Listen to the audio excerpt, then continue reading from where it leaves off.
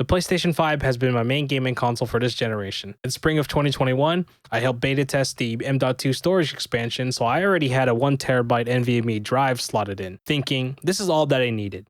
Congratulations, you played yourself. That's a big fat no. I am already out of space. On Amazon Prime Day last July, I snagged a 2TB NVMe drive for cheap. Let me bring you along the process of upgrading M.2 drives without having to re-download all your games again. Unless, of course, you don't have bandwidth caps. Then why are you on this video? Go swap M.2 drives and re-download. For the rest of us, please continue watching. First, you'll need an external storage drive, can be an SSD or hard drive, but you need an equal or bigger capacity than your current M.2 drive. In my case, since it's 1TB, I am using a 2TB hard drive. It is a Seagate branded drive, but anything will work since it will be reformatted anyways. I am not responsible for what happens to your external drive, so back up any data if needed. Next, plug this drive into your PS5 and set it up as external storage. Once formatted, you need to start the transfer of moving all your games from the internal drive to the external. This is going to take a while, assuming your space is full. Mine took about 4 to 6 hours for 1TB of games. Your results may vary. Once you confirm the games you're on the external drive, you are free to swap out M.2 drives here. Put in the new NVMe SSD and reboot your PS5, which will reformat the new drive. Reverse the process by removing the games from the external drive to the new M.2 drive. Test out a couple games to see if they play correctly,